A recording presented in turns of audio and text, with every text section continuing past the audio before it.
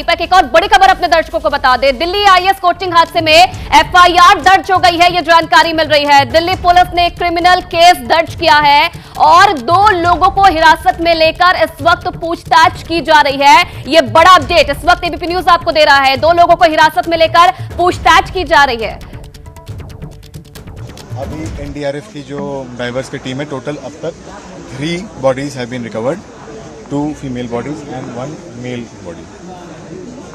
उनको further legal action के लिए हमने पोस्टमार्टम एग्जामिनेशन के लिए भेज दिया है। जो कुछ स्टूडेंट्स यहाँ पे फंसे हुए थे उनको हमने रेस्क्यू भी किया है। 3 students have been sent to hospital, they are fine. उनको मेडिकल एग्जामिनेशन के लिए हॉस्पिटल भेजा है। यहाँ पे काम करने वाले टीचर वगैरह टाइप के थे जिनको भी रेस्क्यू किया गया था, उनको भी हमने मेडिकल एग्जामिनेशन के लिए भेजा है। We have registered a criminal case. हमारे फोरेंसिक टीम्स भी यहाँ पे हैं। हम उसको स्ट्रिक्ट सेक्शंस पे रजिस्टर करके we are taking proper action. NDRF को हम लोग को जैसे ही सूचना मिली है, लगभग 9 बजे से हम लोग यहाँ पे लगे हुए हैं। आते ही हमने तुरंत ही एक बॉडी रिट्रीव की। उसके जस्ट 15 से 20 मिनट बाद दूसरी बॉडी रिट्रीव की और उसके 1 घंटे के लगभग में फिर हमने तीसरी बॉडी रिट्रीव की। और अभी हम लोग फाइनल सर्च के दौरान फाइनल सर्च कर रहे हैं ताकि जो भी कोई भी अगर फंसा हो ताकि हम उसको रिट्रीव कर सकें। ये देखिए, जब कॉल मिली थी, ये बताया गया था कुछ बच्चे फंसे हुए थे वहाँ पे। शुरू में जब हम गए तो क्योंकि बेसमेंट पूरा पानी से भरा हुआ था ऊपर तक, और उससे पानी बाहर आ रहा था और सड़क पे भी पानी भरा हुआ था। तो शुरू में तो आप ये देखिए, हम पानी निकाल रहे थे, वो पानी वापस आ रहा था क्योंकि सड़क ऑलरेडी पानी से लबालब भरी हुई थी।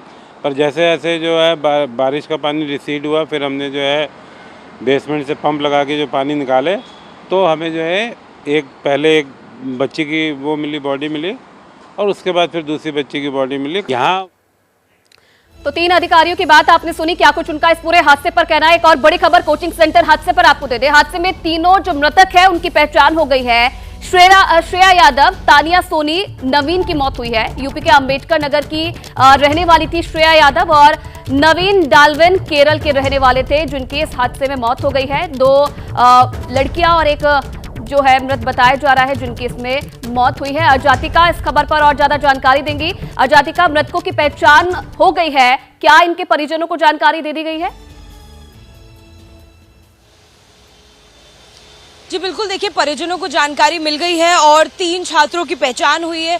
श्रेया यादव जो है वो उनका नाम बताया जा रहा है, नेविन है, और जो तीसरे छात्र हैं उनका भी नाम यहाँ पर आ गया है। और आपको जानकारी दे दें, जो तीसरी छात्रा है वो तानिया सोनी, यानी पहले 2 छात्राएं निकाली गई थी अंदर से और बताया जा रहा था कि उन्होंने जान बचाने की काफी कोशिश करी, टेबल के ऊपर वो चढ़ गई थी, लेकिन उसके बाद में पानी का बहाव, यानी कि जो सीवर लाइन फटने की जानकारी मिल रही है सूत्रों के हवाले से, उसका बहाव इतना ज्यादा था कि वक्त रहते वो अपने आप को संभाल नहीं पाई और दोनों ही छात्राएं वहां पर फंस गई। इसी के साथ में नेविन जो है वो भी काफी देर से गुमशुदा थे, उनके बारे में भी पुलिस को जानकारी दी गई थी और जो लास्ट में बॉडी निकाली गई वो नेविन की भी निकाली गई थी। और अब आप देखिए, उसके बाद में 4 बजे करीबन बताया गया कि जो एनडीआरएफ की टीम है उन्होंने बताया कि रेस्क्यू ऑपरेशन जो है वो पूरा कर लिया गया है। आपको बता देते हैं कि जो तानिया है उनकी उम्र 25 साल, श्रेया की उम्र 25 साल और नेविन की उम्र 28 साल, और तीनों यूपीएससी की तैयारी कर रहे थे। नेविन, आपको बता दें कि यूपीएससी के लिए फाइनल ईयर, कई बार वो पहले भी अटेम्प्ट दे चुके थे और एक और बार वो अपनी किस्मत भी आजमा रहे थे और मेहनत भी कर रहे थे। ये वो तमाम छात्र हैं। जातिका, तो ये आप जानकारी दे रही थी, तीनों छात्र जिनकी मौत हुई इस हादसे में, उनके बारे में। दीपक, आपके पास लौटूंगी क्योंकि जब से ये हादसा हुआ है जिम्मेदारी इस हादसे का कोई नहीं ले रहा है। राजनीति अपने हिसाब से जारी है इस पूरे मामले पर। क्या कोचिंग सेंटर की तरफ से अभी तक कोई बयान है इस पूरे मामले पर?